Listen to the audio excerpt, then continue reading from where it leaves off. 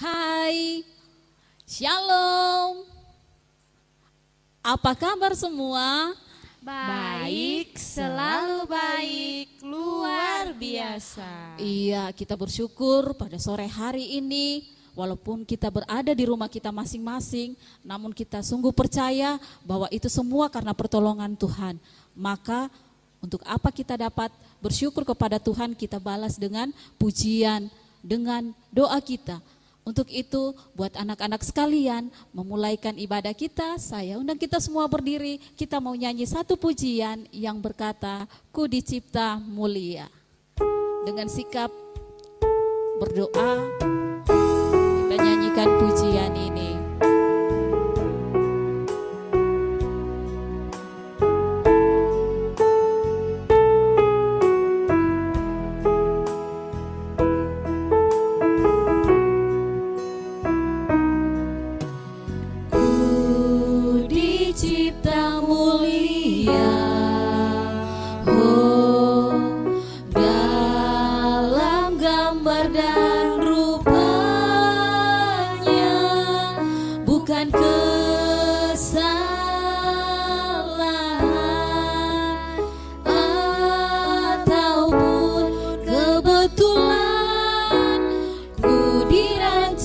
Tujuan Tuhan, kita ulang pujian ini.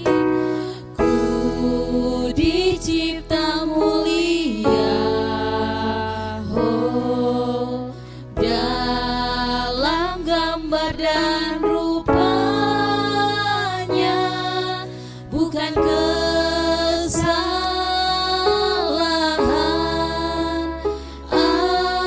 ataupun kebetulan. Ku dirancang untuk tujuan Tuhan. Ku berharga, ku istimewa. Syukur padamu Yesus. Kerinduanku hanya satu, ku jadi penyembahmu.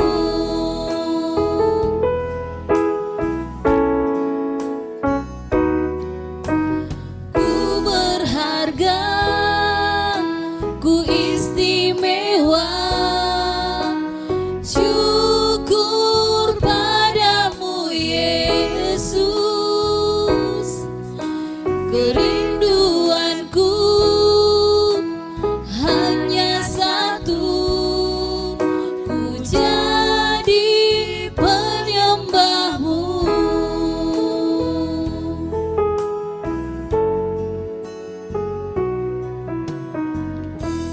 Iya, anak-anak semua, lipat tangannya, kita mau berdoa. Terima kasih Tuhan Yesus buat kebaikan Tuhan yang senantiasa kami rasakan dalam hidup kami. Istimewa hari ini Tuhan kami boleh jalani, itu semua karena pertolongan Tuhan. Dan saat ini Tuhan kami mau mengagungkan Engkau, memuji Engkau. Tuhan berkati kami sekalian yang hadir saat ini. Kami serahkan ibadah kami dari awal sampai berakhirnya. Kami percaya Tuhan memberkati kami. Dalam nama Tuhan Yesus kami berdoa. Haleluya. Amin. Iya, anak-anak semua masih tetap berdiri, kita terus semangat untuk memuji nama Tuhan. Untuk itu mari kita nyanyikan satu pujian, Dia harus semakin bertambah.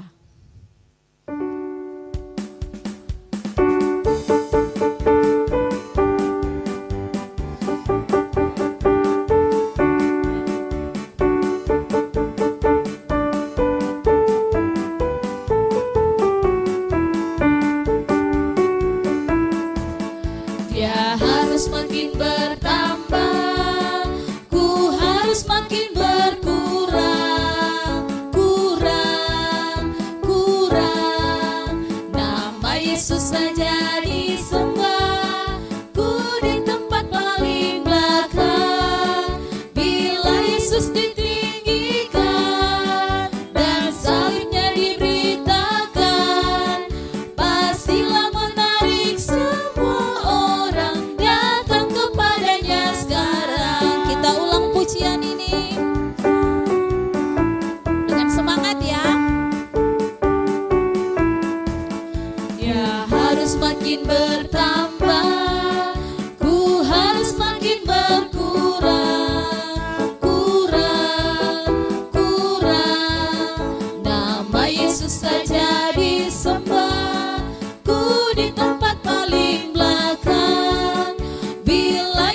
ditinggikan dan salibnya diberitakan, pastilah menarik semua orang datang kepadanya sekarang.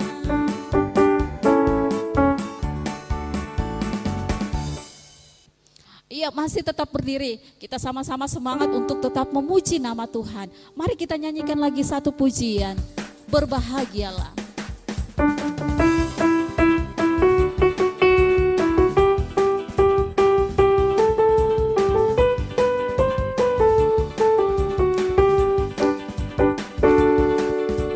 Berbahagialah orang yang membawa damai. Mereka akan disebut anak-anak Allah. Dimanapun mereka berada, bawa damai, bawa sukacita, menyatakan Kristus bagi dunia. Damai darinya, sukacita darinya, bawa keselamatan bagi dunia. Dimanapun mereka berada, bawa damai, bawa sukacita, menyatakan Kristus bagi dunia. Damai darinya, sukacita darinya, bawa keselamatan bagi dunia.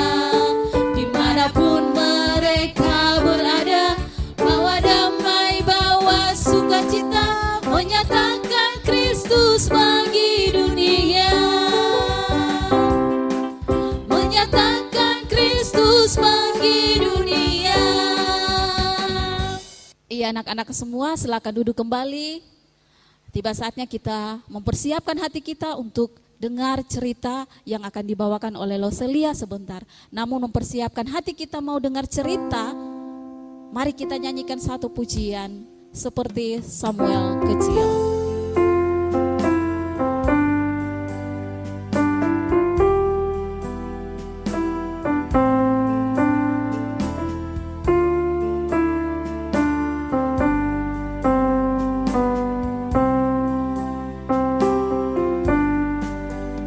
Mari Tuhan berfirman-Lah, hati kami telah siap dibentuk, jadikan kami seperti Samuel kecil yang taat dengar-dengaran. Sekali lagi kita nyanyikan pujian ini.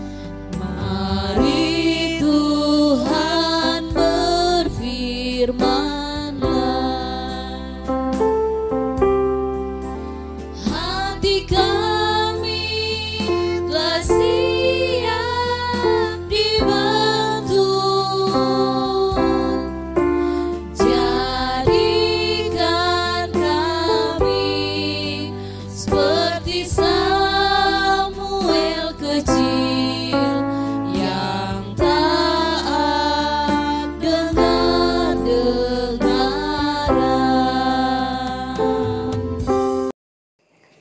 Shalom teman-teman, tiba saatnya bagi kita untuk mendengarkan cerita Alkitab di hari ini. Tadi kita sudah memuji Tuhan, sekarang mari kita mempersiapkan hati kita untuk kita mendengarkan cerita. Mari sebelumnya kita berdoa dulu. Kita satu di dalam doa. Tuhan Yesus yang baik, saat ini kami anak-anak-Mu telah siap untuk mendengarkan cerita firman Tuhan. Berkati kami dan tolong kami supaya kami dapat mengerti, dan juga ketika kami sudah mendengarkan cerita, kami juga dapat melakukan cerita firman Tuhan itu di dalam kehidupan kami. Terima kasih Tuhan Yesus. Inilah doa kami. Haleluya. Amin. Nah, Hari ini cerita Alkitabnya terambil dari Injil Yohanes pasal 21 ayat yang pertama sampai yang ke-14. Kemudian Yesus menampakkan diri lagi kepada murid-muridnya di pantai Danau Tiberias, dan ia menampakkan diri sebagai berikut. Di pantai itu berkumpul Simon Petrus, Thomas yang disebut Didimus, Natanael dari Kana yang di Galilea, anak-anak Zebedeus, dan 2 orang muridnya yang lain. Kata Simon Petrus kepada mereka, "Aku pergi menangkap ikan."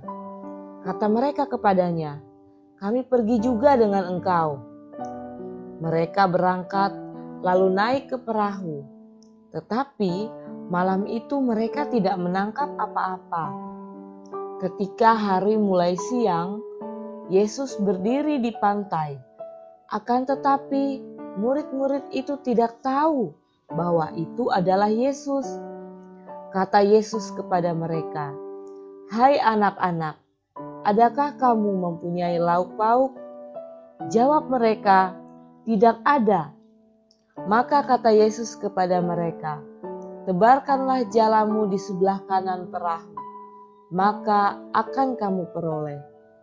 Lalu mereka menebarkannya dan mereka tidak dapat menariknya lagi karena banyaknya ikan. Maka murid yang dikasihi Yesus itu berkata kepada Petrus, "Itu Tuhan." Ketika Petrus mendengar bahwa itu adalah Tuhan, maka ia mengenakan pakaiannya, sebab ia tidak berpakaian, lalu terjun ke dalam danau. Murid-murid yang lain datang dengan perahu, karena mereka tidak jauh dari darat, hanya kira-kira 200 hasta saja, dan mereka menghela jala yang penuh ikan itu. Ketika mereka tiba di darat, mereka melihat api arang dan di atasnya ikan dan roti. Kata Yesus kepada mereka, "Bawalah beberapa ikan yang baru kamu tangkap itu." Simon Petrus naik ke perahu, lalu menghela jala itu ke darat, penuh ikan-ikan besar, 153 ekor banyaknya. Dan sungguh pun sebanyak itu, jala itu tidak koyak. Kata Yesus kepada mereka, "Marilah dan sarapanlah." Tidak ada di antara murid-murid itu yang berani bertanya kepadanya, "Siapakah engkau?" Sebab mereka tahu bahwa ia adalah Tuhan. Yesus maju ke depan, mengambil roti dan memberikannya kepada mereka. Demikian juga ikan itu. Itulah ketiga kalinya Yesus menampakkan diri kepada murid-muridnya sesudah ia bangkit dari antara orang mati. Nah, teman-teman sudah membaca dan memperhatikan Alkitabnya baik-baik. Sekarang gak usah mau cerita lanjut. Minggu lalu kita sudah belajar bahwa setelah Yesus bangkit, Yesus tidak langsung naik ke surga. Tapi dia tinggal selama 40 hari untuk menampakkan dirinya kepada para pengikutnya. Selain kepada para perempuan, Yesus juga menampakkan diri kepada murid-muridnya. Nah, cerita ini yaitu ketika para murid ada di pantai Danau Tiberias. Ada yang tahu sudah berapa kali Yesus menampakkan diri kepada para murid? Ya, dalam cerita ini disampaikan bahwa ini adalah ketiga kalinya. Yang pertama yaitu ketika para murid ada di dalam ruangan tertutup. Mereka ketakutan, tiba-tiba Yesus ada di sana. Saat itu tidak ada Thomas. Lalu yang kedua, Yesus menampakkan diri kepada para murid dan di sana sudah ada Thomas. Dan ini adalah penampakan yang ketiga kali. Nah, pada saat itu tiba-tiba Petrus ingin menangkap ikan. Sehingga murid-murid yang lain pun akhirnya ikut sama Petrus untuk menangkap ikan. Apa yang terjadi? Ketika mereka menebarkan jala, mereka tidak mendapatkan apa-apa. Mereka tidak mendapatkan 1 ekor ikan pun. Tapi tiba-tiba di saat itulah Yesus hadir. Dia menampakkan diri. Dan murid-murid tentu waktu itu belum mengenal dia. Lalu Yesus mengatakan, tebarkan lagi jalamu. Ketika mereka tebarkan jala mereka kembali, wah, mereka mendapatkan ikan yang begitu banyak. Ada yang tahu berapa? Ya, 153 ekor ikan banyaknya. Nah, teman-teman, dari cerita ini kita belajar. Yang pertama, bahwa Tuhan Yesus itu selalu hadir dalam kehidupan kita. Dia adalah Tuhan yang selalu hadir untuk menolong kita. Seperti apa yang dialami para murid. Ketika mereka membutuhkan pertolongan, Tuhan Yesus ada di sana. Siapa di sini kita juga yang sering merasakan kesendirian, kita mungkin merasa kesepian, kita merasa tidak ada orang yang bisa menolong kita, tidak ada orang yang bisa mengerti kita. Nah, tidak ada juga orang yang selalu menemani kita di saat kita mengalami ketakutan, di saat kita mengalami kesepian. Tapi firman Tuhan mengajarkan bahwa dalam kehidupan kita, Tuhan Yesus itu selalu hadir. Tuhan Yesus selalu ada ketika kita memerlukannya. Tuhan Yesus selalu datang untuk menemani kita, menghibur kita, menolong kita. Nah, yang kedua, teman-teman, dari cerita ini juga kita belajar bahwa Tuhan Yesus itu peduli dengan kebutuhan-kebutuhan kita. Para murid saat itu tidak mendapat ikan, tapi akhirnya mereka mendapatkan ikan ketika mereka taat akan perintah Yesus. Nah, teman-teman pun, bahkan kita semua, kita tidak perlu takut, kita tidak perlu khawatir. Ketika kita percaya pada Tuhan, ketika kita taat pada Tuhan, dan ketika kita menyerahkan kehidupan kita pada Tuhan Yesus, kita yakin dan percaya bahwa Ia adalah Tuhan, Ia adalah Allah yang selalu akan memenuhi kebutuhan kita. Dia selalu peduli akan apa yang kita butuhkan. Nah, teman-teman pasti juga pernah mengalaminya.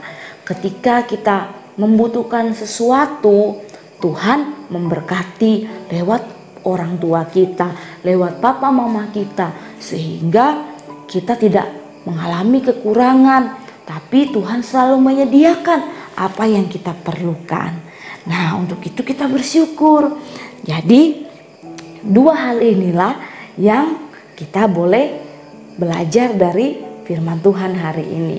Biarlah kita semua boleh menyadari bahwa kita punya Tuhan yang selalu ada untuk kita, yang selalu hadir dan juga selalu peduli akan setiap kebutuhan hidup kita. Tuhan Yesus memberkati. Kita berdoa. Tuhan Yesus, kami bersyukur, berterima kasih bahwa Tuhan selalu ada untuk kami. Tuhan selalu hadir menemani kami ketika kami memerlukan Engkau. Dan juga kami bersyukur kalau Tuhan selalu mencukupkan, Tuhan memberikan apa yang kami perlukan di dalam kehidupan kami. Ya Tuhan, kami berdoa untuk kedua orang tua kami.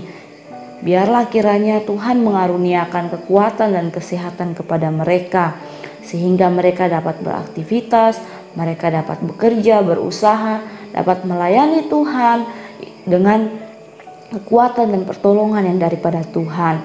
Kami juga terus berdoa, menyerahkan untuk keadaan dunia, keadaan bangsa kami ke dalam tangan kasih Tuhan. Biarlah kiranya Tuhan yang akan memulihkan, sehingga kami boleh melihat Tuhan bekerja dan Tuhan menyatakan kuasa-Mu bagi bangsa kami, bagi dunia ini. Kami juga berdoa mendukung untuk para dokter, para suster, tim kesehatan, dan semua pemerintah ya Tuhan.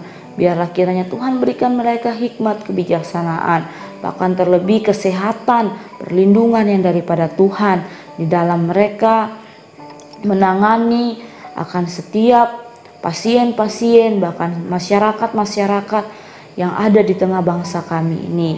Terima kasih Tuhan. Kami serahkan seluruh kehidupan kami, bahkan untuk 1 minggu ke depan. Biarlah kiranya Tuhan yang menuntun setiap kami anak-anak-Mu. Jadikan kami anak-anak yang dengar-dengaran, yang taat dan menyenangkan Tuhan, menjadi berkat bagi banyak orang. Ini doa kami, dalam nama Tuhan Yesus kami bersyukur dan berterima kasih. Amin. Ya, sebelum Lose mengumumkan hasil daripada lomba menggambar dan mewarnai tema Paskah 2 minggu lalu, saat ini Lose mau menyampaikan ayat hafalan untuk minggu depan, yaitu terambil dari kitab Yesaya pasal 41 ayat yang ke-10. Untuk kelas kecil dan kelas setengah junior hanya menghafal bagian A, sedangkan untuk kelas setengah senior dan kelas besar menghafal keseluruhan dari ayat yang ke-10. Nah, ini adalah teman-teman yang menghafal ayat hafalan minggu lalu. Ya, mari kita lihat bersama-sama siapa yang sudah menghafal ayat hafalan minggu lalu. Ini dia. 1 Korintus 15 ayatnya yang keempat. Berbunyi demikian. Bahwa ia telah dikuburkan dan bahwa ia telah dibangkitkan pada hari yang ketiga sesuai dengan kitab suci. Nah, ini yang ditunggu-tunggu. Lose akan mengumumkan 4 pemenang dari lomba menggambar serta mewarnai dari kelas masing-masing. Yang pertama yaitu dari kelas kecil. Siapa ya yang menang dari kelas kecil? Mari kita lihat. Ya, ternyata Ica. Selamat untuk Ica. Dari kelas setengah junior. Selamat untuk Kean. Nah, untuk kelas setengah senior, siapa ya? Ternyata Michelle. Selamat untuk Michelle. Nah, yang terakhir untuk kelas besar, kita lihat. Ya, kelas besar ternyata Bella. Selamat untuk Bella. Demikian pengumumannya. Nanti hadiahnya akan diberikan ketika kita sudah kembali sekolah minggu seperti biasa bersama-sama di gereja. Ya, jangan lupa ingat nanti minta sama Lause ya. Oke, demikianlah ibadah kita dan juga biarlah kiranya hari ini teman-teman semua bersuka cita. Kita jumpa lagi minggu depan. Tuhan Yesus memberkati kita semua.